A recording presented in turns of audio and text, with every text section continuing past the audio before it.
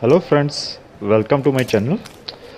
In this video we are going to unbox Sapphire plus AMD Radeon Rx 6650 XT 1080 Full HD 8GB variant which supports PCIe 4.0. Also in this video we are going to unbox Cooler Master MWE V2 650 watt power supply which comes in 80 plus bronze power rating. Here you can see we have opened the Amazon box, and here is the view of our AMD Radeon, and it has its logo on the upper left corner of the front, which shows overclock, but I don't know why it was there, because there was nothing mentioned on the website about this. Here you can check the minimum system requirement, which shows it can perform on 500 minimum power supply, but I must say it didn't work for me. Here I'm showing you the price range, which shows of 39,000, but I have got this for 29,950 over Amazon. Here is unboxing of our Sapphire Pulse, and you can see it has only single seal and nothing over the box. Mostly these things are wrapped in plastic coverage, but there was nothing. As you have seen, I have opened the Amazon box right in front of you. Here you can see the box is very simply packed, and here is the guidance card. So leave it, and we are going to have a look over our new graphic card.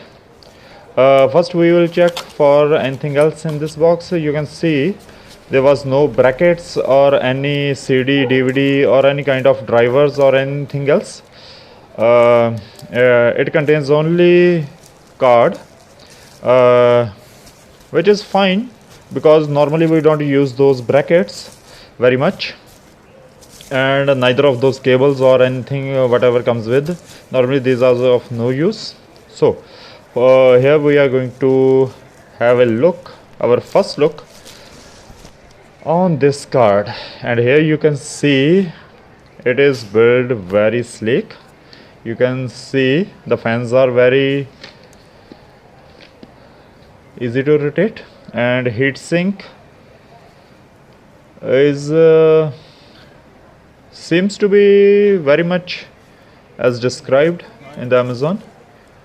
On the sides you can see here is a Radeon logo, and we need a 8-pin power connector for this. Sapphire has logo on this, and on the back you can see Radeon and Sapphire Pulse logo, both are on the back and have a decent coverage over this back. Normally this is not there on other cards. Here you can see we have display port. This card comes with the 3 display ports, which supports very large resolution, of course, for 4K, and it does have one HDMI connector, but it doesn't have any DVI or VGA connectors. So you must check if your monitor supports this. Your monitor must have HDMI support. Normally I can say my monitor also doesn't support direct HDMI. That's why I've used an adapter for that. In this video I will show, in future I will show. Here you can see the circle power supply and my old graphic card. It is the Asus R7 360 2GB variant with GDDR5, and it worked very well for past few years, but these days these games need more memory, and also comes in different variation. That's why I've upgraded this.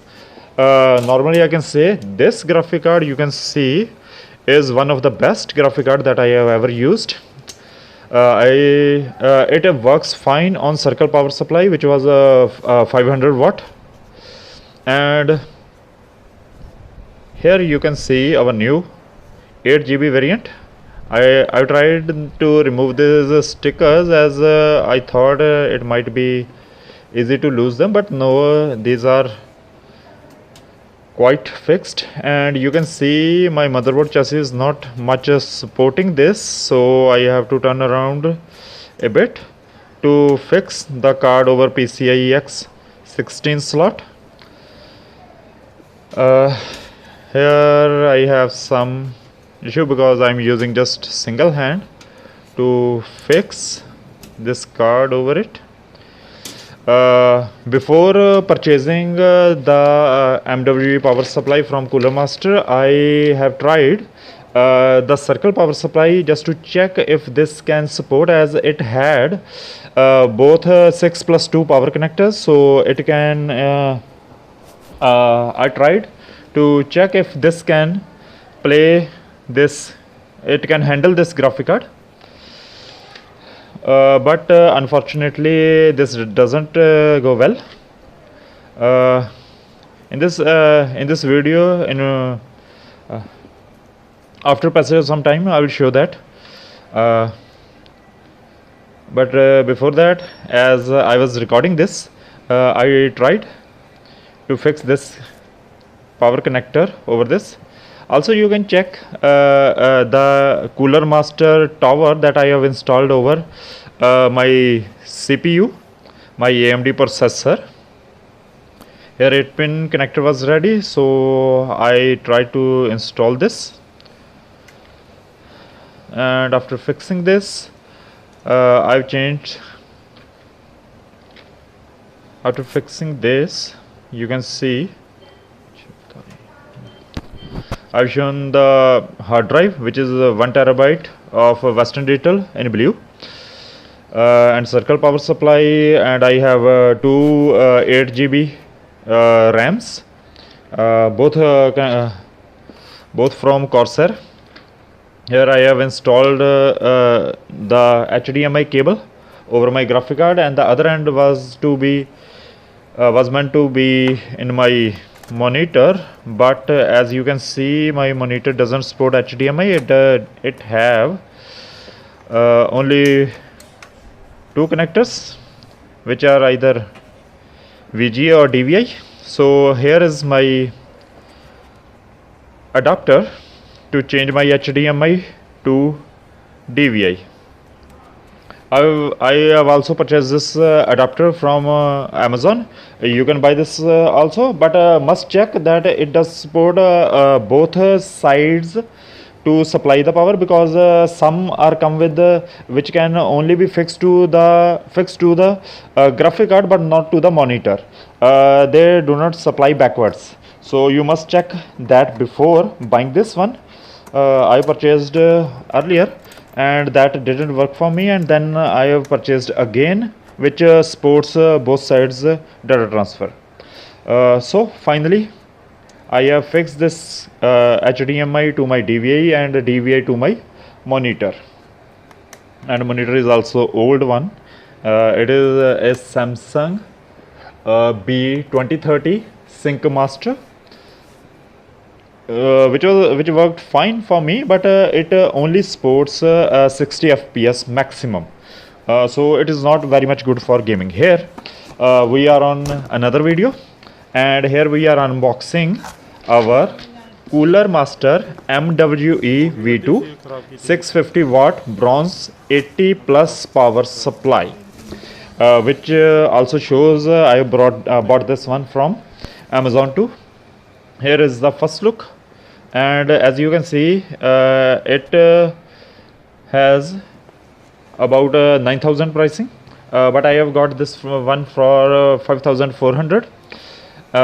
Here's some specification on the back. Single plus 12 rail, 120 mm fan, DC technology, and power indicator for minimum and maximum load. Everything is on the back side of this box. It is a certified one, as it is mentioned over the box, so we can trust it can supply an average 88% up to 88%. Here I can show you. It shows the MWE specifications, which shows in the second column. I have shown this AC adapter input and output units here. Finally we are going to unbox. Here we are removing the wrap. Even I was amazed to see that our graphic card, which is actually costly, doesn't have this covering, but this power supply does have. But Cooler Master have their reputation, but I don't know why Sapphire Pulse didn't have that wrapped up. So here we have opened the box. Finally our power supply is unrevealed. Here you can see the usage charts, which is not needed actually, and also the power cable comes with a normal adapter. I have seen some videos over internet which shows that we need to connect it with using some other adapter to attach it to the power unit. Here you can see the first look. We get these screws in black and silicone gel, of course. Here you can see the power supply, which is almost fully in black. Here is the specification over the SMPS, which is 650. Power button is simple and slick. Normally these are not much, there's not much to check. Okay, here is a bunch of cables, and these cables are very much tied up. I think there were 3 covering over these. So here we are going to remove this and check the length of the cables, and also we are going to see what type of connectors we are getting in it. We have already checked it over the box. We can just overview from there, and here I am. Okay, here it is, 24 pin power connector. I was amazed to see that it is not a 20+4, but instead it is a 24 pin connector. I first assumed that it might be a 20+4, but I checked, and here you can see it is a 24 pin fixed power connector. So it is not useful for old that contain 20 power pins. Here you can see a CPU cables, and it does support some other other motherboards which needs power connector of 8 pins.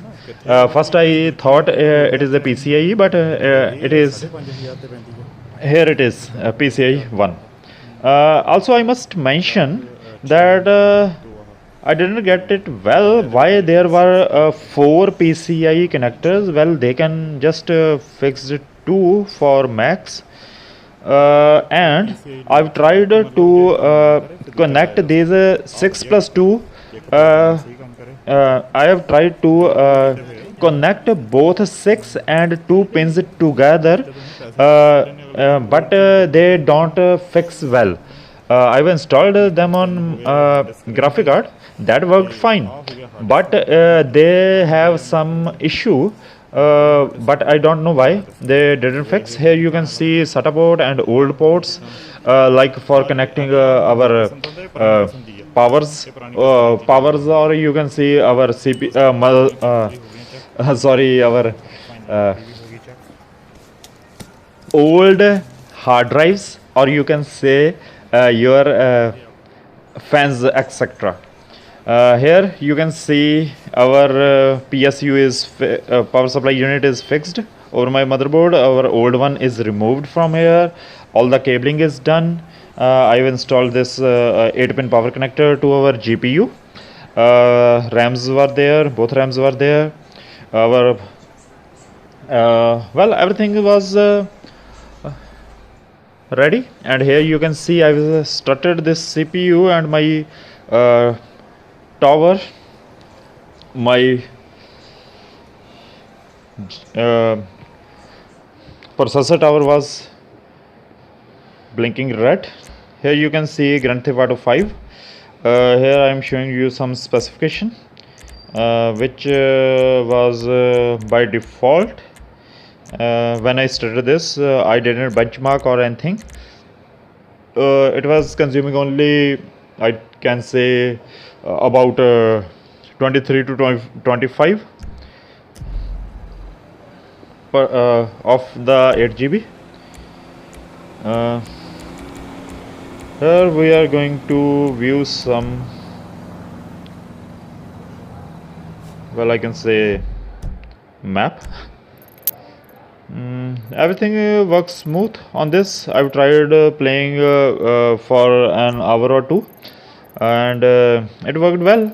There was no lag or anything, but I must say the Sapphire graphic card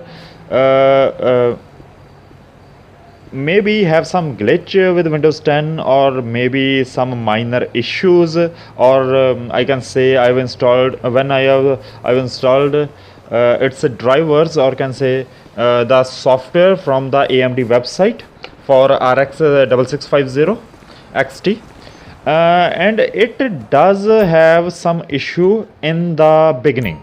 But when I have restarted PC for I can say 2 or 3 times, and then it worked fine. It started showing proper menus, or can say displayed everything normally. Probably that was because of I have Asus R7 360 graphic card before, and I haven't uninstalled that before installing this one. Maybe that would be the issue there. Also, I must tell or detail all the specification that I am using to play this game. I have I can say FX 6300 Black Edition processor, which is 3.5 gigahertz. I have Corsair 8 GB 2 RAMs, which is total 16 GB. And I have now a GPU, as you have already seen, Sapphire Pulse AMD RX 6650 XT, which is 8 GB. And I have hard drive, which is Western Digital 7200 RAMs, 1 terabyte. And my motherboard is something M5N AM plus. I think it is USB 3.1 and it is AM3 plus. Thank you.